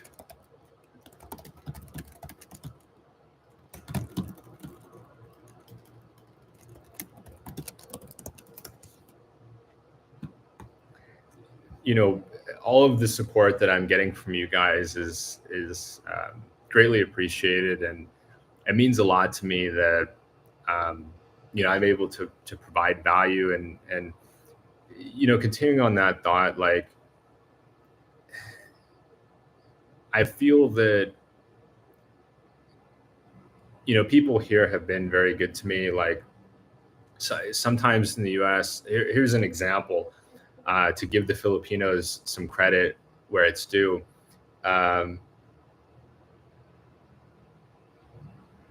Yes, Peter, absolutely, Peter. That's a very good point. Um, and I'm not going to get too much into it, because the problem with acknowledging it too much, Peter, is it invites more and more of it. Unfortunately, there's a lot of people out there that have a lot of things going on upstairs, and I can't help them. You know, I'm not a psychologist. I'm not a counselor. I have studied psychology, but you know, I'm not in a position to support them. But yeah, there are certainly people out there that, for whatever reason, they don't like me. I think some of it is they feel like if we talk about the Philippines, then too many people will come here and it will ruin the Philippines. I'm a fan of more people coming here as tourists. I'm a fan of people spending money in Filipino-owned businesses. I'm a fan of people staying in Filipino-owned guest houses. I'm a fan of people hiring Filipinos for tourism services, for guides, for scuba diving. I'm a fan of people spending money here in the Philippines, and also of educating people, right? Because, like, you know, I've heard of some stories of people that they come here and they think, oh, Philippines, Manila, I'm going to go straight to Manila. And they land in Manila and they think, wow, I'm not a big city person. I need to leave the Philippines. Where if they had discovered Dumaguete, or they had discovered a smaller city, a different part of the country, maybe they went straight to a diving, you know, a diving resort or something like that. Well, the wildest thing to me, Peter, is that the Philippines is a nationality, right? So Filipino is not an ethnic group. It's not like Japan or Korea. It's not like, those are two obvious examples. It's not like Japan or Korea or China, where there's a clear ethnic association. Filipinos come from many different tribes, many different ethnic backgrounds, many different mixtures of ethnic backgrounds. There are indigenous Filipinos, there are Chinese Filipinos, there are Japanese Filipinos. Like Jose Rizal, he had indigenous, but he had four. So if you look at Jose Rizal's background, he is considered a national hero in this country. He had indigenous blood, he had Spanish blood, he had Japanese blood, and he had Chinese blood. You know, I'm mixed like that too. Like I have Indian, as in India, Indian, Japanese, English, like British, and then also Irish, and like 1% Korean in there too. So that's what I think is so beautiful about the Philippines, is that if you are a person of mixed ethnic background, which many American people are, then, you know, like American is a nationality. There's no American race, right? You got Americans of many different colors, stripes, backgrounds, mixtures. And so foreigners have been coming to the Philippines for a very, very long time. It's a beautiful country, thousands of gorgeous tropical islands, fresh fruit, fresh vegetables, lovely seafood, um, tropical palm trees. In more recent years, vibrant, interesting urban landscapes. It's such a cool place. It's got this mysteriousness. I remember when I landed in the Philippines 5 years ago, I was like, where am I? This is got to be one of the most mysterious places I've been. Um, and I still get that sense here, and I still get that sense in Thailand, that it's the Wild West. It's got a frontier vibe. You've got these interesting characters, and it's kind of just this tapestry of many different people coming together in a place that's really cool. And I like the Philippines a lot. It's the only thing that stopped me from coming back sooner was that when I came here 5 years ago, I did have challenges with the Wi-Fi. That was something that I want to mention, is that you know, I had some challenges uploading. I was trying to get started in YouTube 5 years ago, and I would try to do an upload. It would tell me 36 hours, and I'm like, okay. And so we get to 18 hours of upload, and then the upload would freeze and crash, and I'd have to start the upload again. So I thought, if they sort out the Wi-Fi here, which is a very solvable problem, this country, I mean, is a no-brainer for me. And so they, in recent years, in the last 5 years, the Wi-Fi infrastructure has improved dramatically. I mean, it's like a different country, and they also have Starlink is really big here. So it's become an incredibly appealing place to be. Drew, thank you so much for the super chat. Let me let's see here. Oh, I can't. Can I reply to it? I'll throw a comment down below.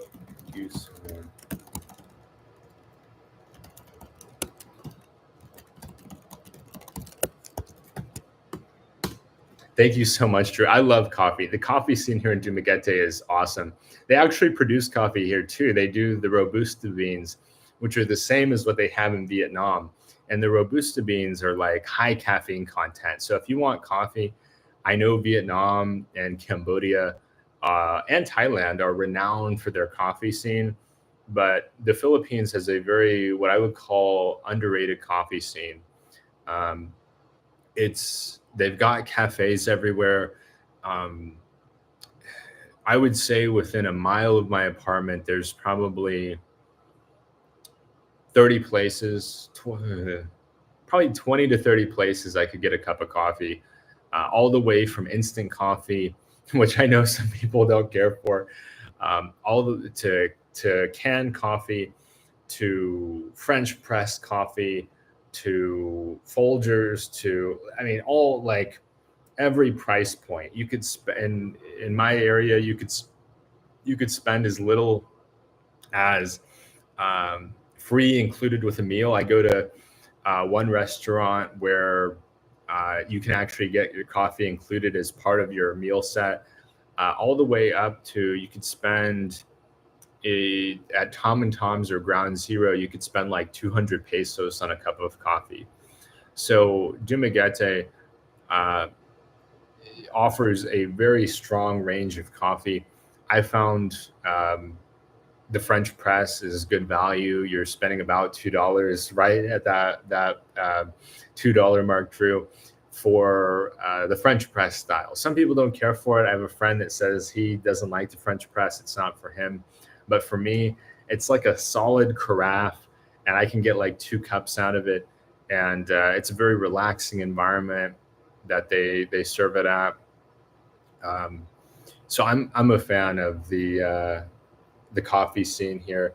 Peter says the best coffee I've had in Asia is in Hanoi, and I need to run back up because I missed a few comments there. Our friends James and Karen, as well as Cars, hopped in here to share some comments. Vietnam, the coffee was awesome. I did find, Peter, that it was oriented toward dessert style, which was a little bit of throwing me off because I think of coffee as a breakfast thing. I like the coconut coffee. I found that in Da Nang, the coffee was fantastic, very strong. Some of the strongest, probably the strongest coffee I've had in the world, like stronger than coffee in the U.S. My favorite, as far as the best tasting cup of coffee I've had in Asia, may have been in Phnom Penh, Cambodia. When I was staying in Phnom, I spent a little under a month total in Phnom Penh.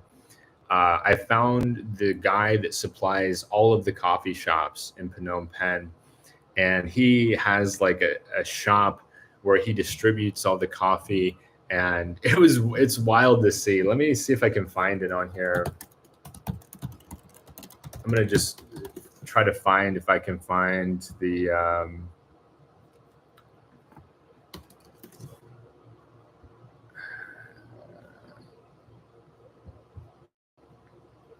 I don't know if he's still.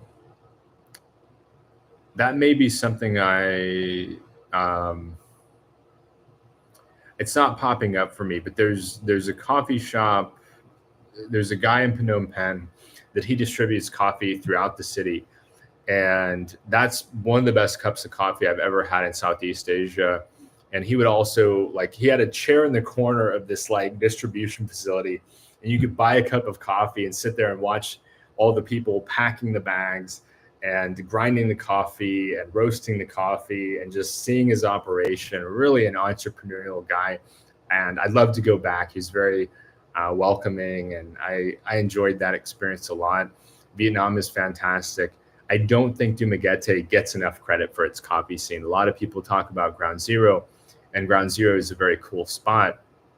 But, there's Ground Zero is one of the top places among many great places. Tom Tom's is great. What else? Sans Rival.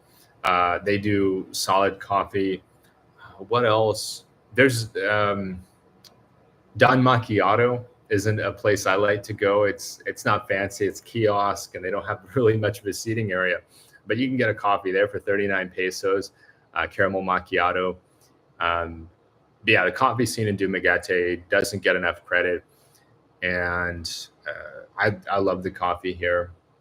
Let me get caught up here, guys, on James and Karen Adventures. So yeah, shout out to James and Karen. Guys, they do really fun, lighthearted content. I really like their content. James and Karen. James is American. Karen is Filipina, and they're a married couple living in Panay Island. And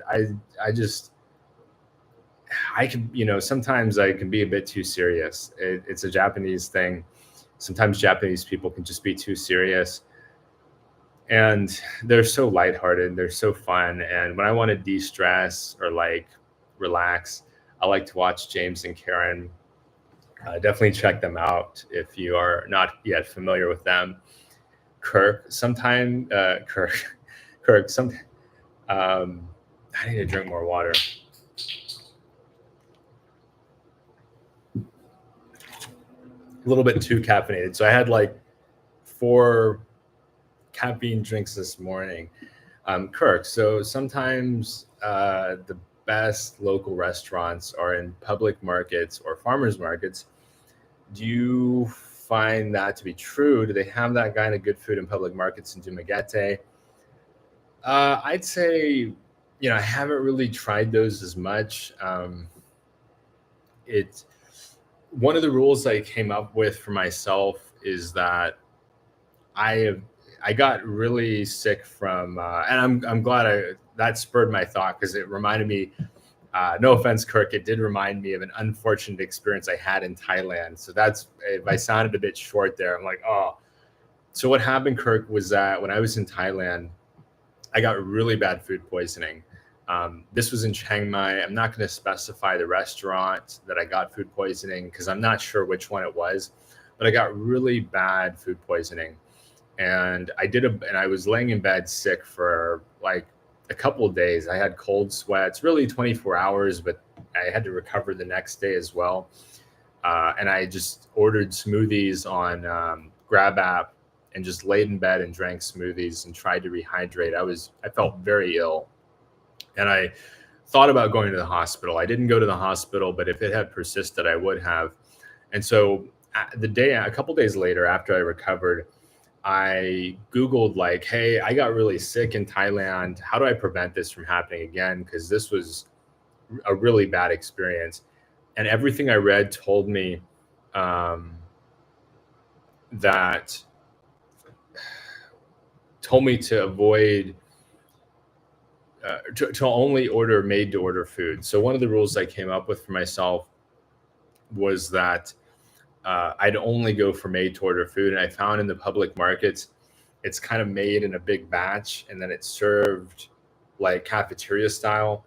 And I suspect that's how I got sick. So that's just what I wanted to share with you, was that let's see, let's see. Oh, okay, great. Sometimes the comments are lagging a bit, guys. Let's zoom back up here. But yeah, that was the concern. I haven't had that experience in some other countries, like in Peru. I've found that was fine, and they do made to order style food in Peru at the public markets. But I did want to warn you that if you have a sensitive stomach, and normally I don't. Like normally, there's stuff I've eaten that will make other people sick. That maybe it's just being Indian, where my stomach can just handle it. But I've never been that sick from food before, and so I would caution you in Southeast Asia in general. Now, I haven't gotten sick here in the Philippines, but one of the rules I came up with for myself is I typically go for made to order food only. And some buffets can be that way. Like I noticed with the buffet I ate at this morning, they resupply with hot food. And so they're very concerned about quality control. And I've had this experience at buffets throughout the Philippines where they are doing a wonderful job. Like my initial reaction is, oh, it's not made to order, but it is kind of made to order, surprisingly. So that's something I'd call out to you, Kirk, is anywhere in Southeast Asia, if you can help it, try to stick to made to order. It costs a bit more, but I think it's one of those things that is worth it just because, like, I'd feel terrible like if I suggested for you to have that and then you get ill, because it's no fun being ill anywhere in the world, but especially here where you're probably far from home, and it's just tough. Cars. Yesterday we chartered a boat for ocean fishing 20 miles offshore. The water was 500 meters deep. All day with a deckhand was $344. Some would say I paid too much, but this would be $2,000 in the US. Yeah, of course, I don't think you pay too much. I remember I took a fishing trip with my stepdad. This was like probably 15 years ago. And we paid $40 or $50 per person. And this was with a boat with a bunch of other people. So if you enjoyed it, if you had a good time, that sounds very reasonable. I find the Philippines to be gorgeous and to offer some of the best value for money of any country I've been to. Some people call it expensive for what it is, but I'm like, you're on tropical islands. Everything has to be shipped. A lot of things have to be shipped in. You compare anything in the Philippines to like a Hawaii, then you're going to be impressed price-wise here. I'm really happy here. Can you get Arabica rather than Robusta coffee in Dumaguete or anywhere in Southeast Asia? So, Kirk, I think you can. What I would suggest there is for you to go to like the import grocery store. So that's a situation where you'd either want to go to the import grocery store or if you can find an online vendor, that's where you should be able to get your Arabica as opposed to the Robusta, because the Robusta can be very strong, very, very strong. And sometimes I'm not in the mood for it either. Sometimes I'm like, I don't need that much energy, right? Sometimes I need to just have a kind of a chill day. And for that purpose, I think that the Arabica is a better fit. And so for you, if I were over here, I would be looking at Belchris. I'll throw the name of they're like the what I call the Western import grocery store here. I'd also take a look at Robinson's grocery store. That's a big chain, and one of those two places should carry it. Both are located throughout the country. And then the third option I'd recommend for you is looking for import. Now, I know certain things can't be imported. I'm in the market right now for a power bank, and you can't ship power banks. So I'm learning the hard way. Yeah, you can't ship power banks internationally. So I'm learning the hard way that I might not be able to get the power banks that I'm in the market for. Let's see here. The one big deal breaker for me in the Philippines is you can't smoke or vape outside. It's a crazy rule. I didn't know that. Interesting. I do see people smoking outside. So I was at a mall recently. The last couple of days, I noticed they have a smoking area. So yeah, I'm not sure as much about that one.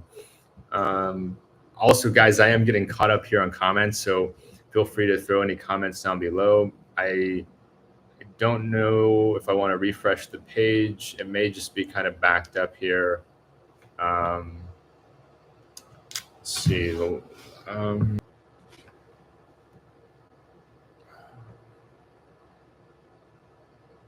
Sorry about that, guys. So I think it just froze up. I'm not sure why, but I apologize about that, guys. I don't know what happened there. But yeah, feel free to chime in with any comments or thoughts. Looks like we're reconnected here. Kar says, I noticed that my asawa and her family leave food out all day without refrigeration. I'm thinking about bacteria. Filipinos aren't affected, but foreigners are. Yeah, so that's what I would call out to you, Kirk, is that the Filipinos, I noticed, like, they can eat it no problem. I think they're accustomed to it. Their gut bacteria is fine with it. For us foreigners, I think we just have a higher sensitivity to some of those things, and it's worth it's worth like maybe holding off on some of those just out of caution.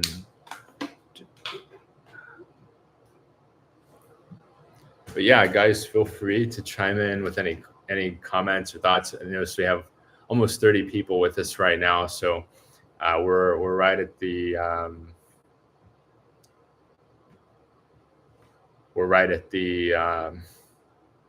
end of the comments that we've gotten so far. So if anybody has any thoughts or wants to chime in, I'm happy to keep rolling.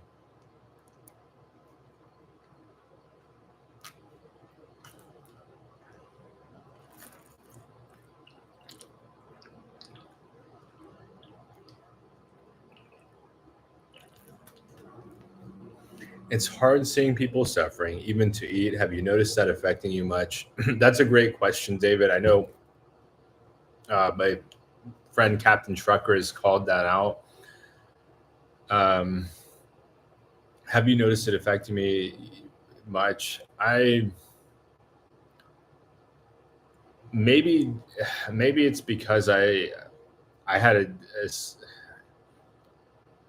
I don't want to claim that I'm a victim, right? But I had a tough upbringing, and so for me, I connect in some ways about that. There were times where I didn't have enough to eat growing up in the U.S. I was always kind of the skinny kid, and people would, pick on me as a result. I grew up, with a single mom, and there were numerous times where I just ate microwave food. which is not the healthiest, not the best. So as far as some of the struggle goes, there are a certain way. Like I used to like eat lunch like a, off or breakfast or lunch a lot growing up. I'd have dinner, but I was, what's the word? In some ways I was neglected growing up. I'm not going to get too much into that in this video because I don't, like I said, I don't find the victim narrative to be helpful. It is hard. It is hard. There's no easy, I guess, answer for that, David. It's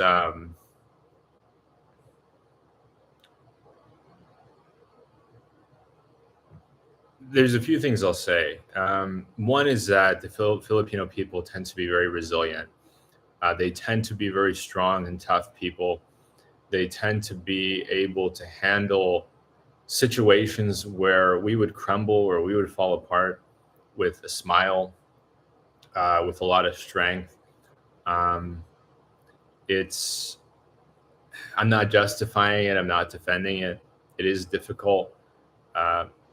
I found Filipino people to be extremely, like I said, extremely resilient, able to move forward in the face of terrible odds or terrible circumstances. It's something I admire about the Filipino people, that even with not enough food, not substantial shelter, that they can somehow make it through. They can still have the positive emotion to work hard to help their families. I think that in some ways this may be my Buddhist mindset, but that life is suffering, and that in the US, while we have a lot of material comforts being met, I found that we in the US suffer from isolation, from loneliness, where the Filipino people, at least the Filipino people I know or I see in Dumaguete, they're not as often suffering from loneliness or isolation. The Filipino people tend to also not complain. They tend to not speak negatively about their circumstances.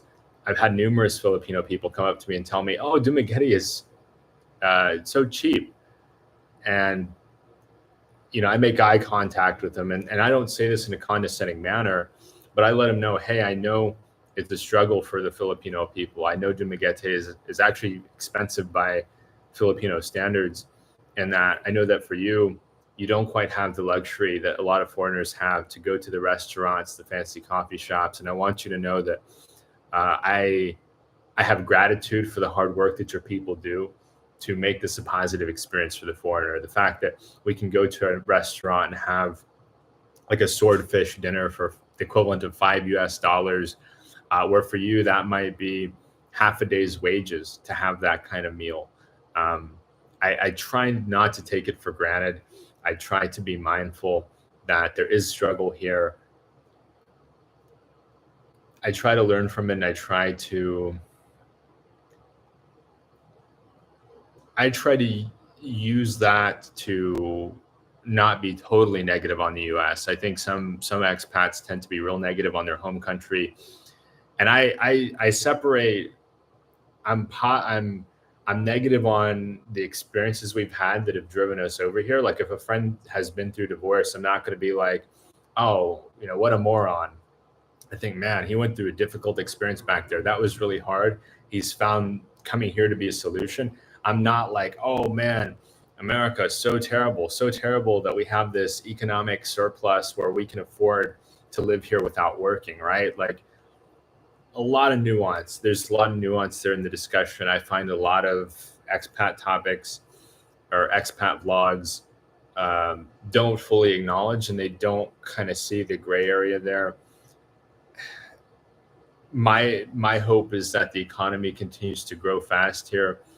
I've seen a lot of improvements here in the last 5 years. I do want to mention, David, like I came here 5 years ago, And it seems like, maybe it's just me, maybe it's my rose-colored glasses. It seems like the poverty is going down. It seems like the economic growth is still very strong here. I I remember dating a woman in Cebu, and when I met her, she was living in a boarding house, and then a couple years later, she's living in a nice apartment. So she actually got promoted in her call center role and is moved up the ladder to where now she's like improved her circumstance. So I think as more people come to the Philippines and more people spend money in Filipino businesses, it will help people. I do think it's important to uh, be mindful of that struggle, right? Like to not take it for granted, to understand that there are people struggling here and they have a unique struggle. I think every country has what I call a unique struggle. Like some people would say the material struggle is most important. I would say somebody going through a mental health crisis in the US is that's also a valid struggle, right? From the isolation, from the uh, from the isolation, people may have a proclivity to abuse substances or something like that in the U.S. And these are, I look at it like we all have our own struggles. It's not to minimize one struggle or say one is more or less important than the other. It does weigh heavy on my heart at times, David. I try not to dwell on it because I have to accept it as part of reality. Part of what desensitizes me to it too, if I'm going to be fully transparent, David, is I've lived in California, and in California there is a lot of suffering there as far as like the homeless or houseless crisis, depending on your feelings about it, depending on the audience's feelings about it. And so there's a lot of struggle in that way. Now I know some people would say those people are in California are more, I don't know if willing is the right word. I don't know if it's like, I don't know if the right word is choice. I have mixed feelings about the idea of choice. I think most people would not choose that kind of lifestyle, but some would say that the California people, they have certain programs. I don't know. It's a very complex, um, it's a very complex discussion. Let's see here. This holiday season, I started building a decentralized social media network based on user privacy. Everything will be encrypted, and there will be no central servers to track people and sell their data. That's great, Peter. Yeah, keep us posted on that. I'd love to learn more about that. And when your project's ready for launch, feel free to send me an email. I'd be happy to check it out. When is your next trip? Where are you going? I don't have anything scheduled yet, Kirk. I do want to, so I want to get my passport in. So my passport's out for renewal. As soon as that's in, I'm looking at Cebu as being my next trip. I've got some people I need to meet with up there. Cebu is probably going to be it. Just not sure on dates yet. Maybe February or March, but we'll see because I may need to go to Manila to transfer my passport stamp from my old passport to my new passport.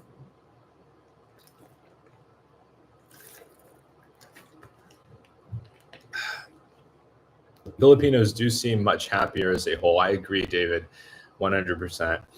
Carr says, my Asawa's family is going through 10 kilos of rice in 4 days. I have plenty of meat, vegetables, and fruits available. Maybe there's an undiscovered happiness ingredient in rice. That's a good point, Cars. I love rice. Rice is life. And it's, yeah, rice is fantastic.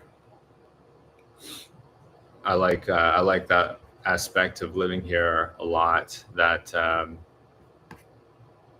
we have so many good restaurants that are serving up different kinds of rice dishes. And let's see, go back here.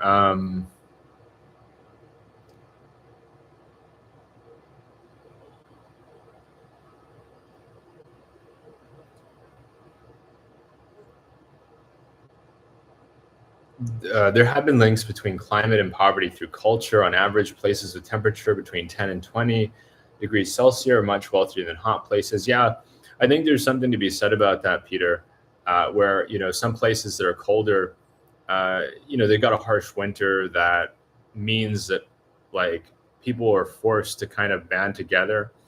But yeah, I mean, yeah, there's a lot that could be said about that, Peter.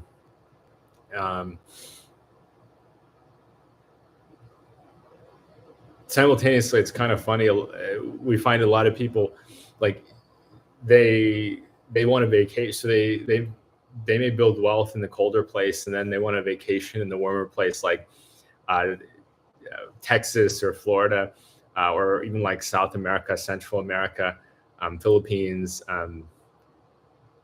Southeast Asia. So yeah, I think there's something to be said about the cold winter and the implications of having a really cold winter, having to work together to make it through a cold winter. Also it being pretty hard if, like, I don't know, there's a lot to be said about that, Peter. But I can appreciate your sentiment as far as wealth building, and also, like,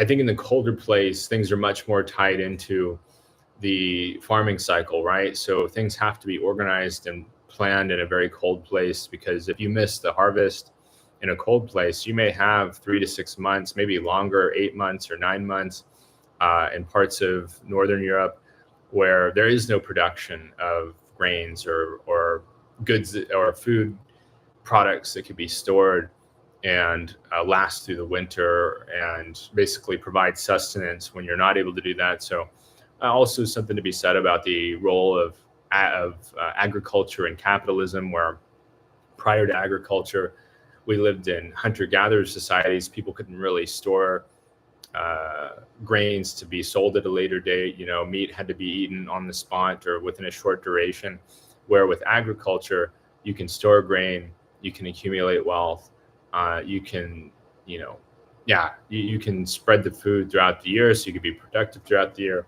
That's a really interesting topic for sure. David says, how long have you been in the Philippines? So I got here in August. I've been here just under 5 months, actually, and it's been a wonderful 5 months. It's flown by so fast. I mean, it has just flown by so quickly. Will you be making a video on your passport renewal? I need to renew mine next year too. I should, Cars. I didn't record some important parts of it, but what I could do is go to the places. So I could go to the print shop and film myself at the print shop explaining to people, hey, email, if you don't have a printer at home, email yourself this paperwork and this document, go to the print shop, print it off. Then you'll go to, like, I tried to use Air 21, but they said they're not processing renewals anymore.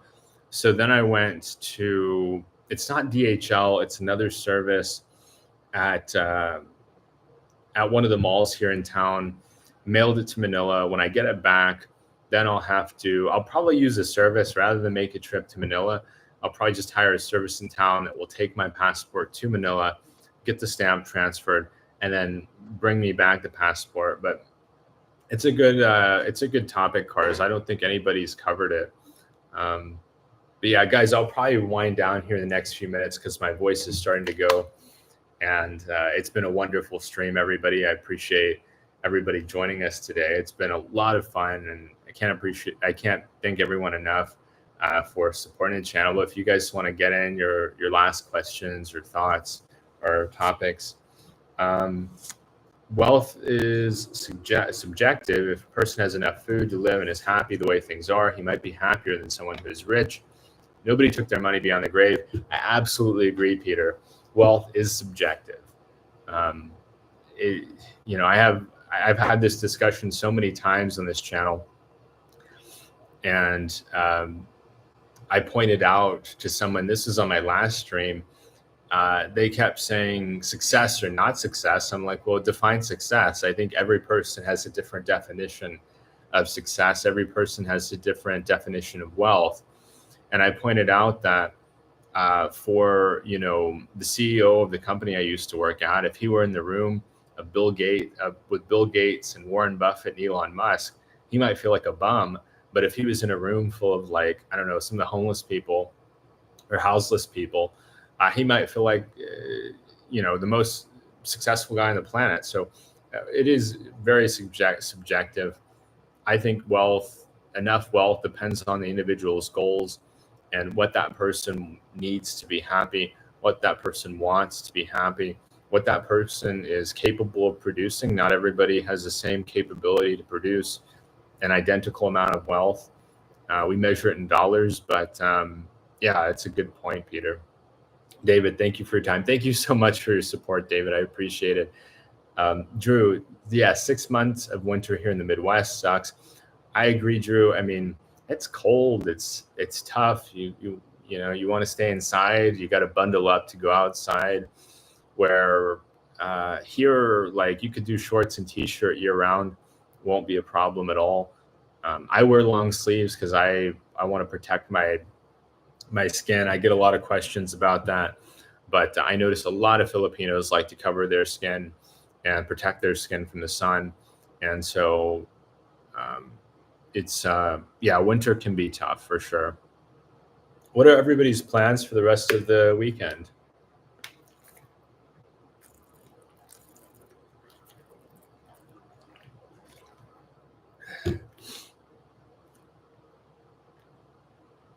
You have a second job. What's your second job, David?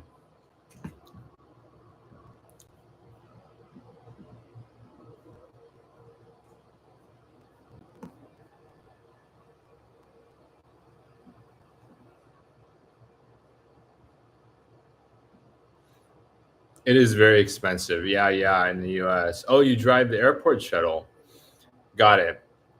You must meet a lot of interesting people that way, like door to door. Got it. I've thought about taking a driving job in Alaska because I've never been to Alaska, and they have some opportunities up there for yeah, for drivers.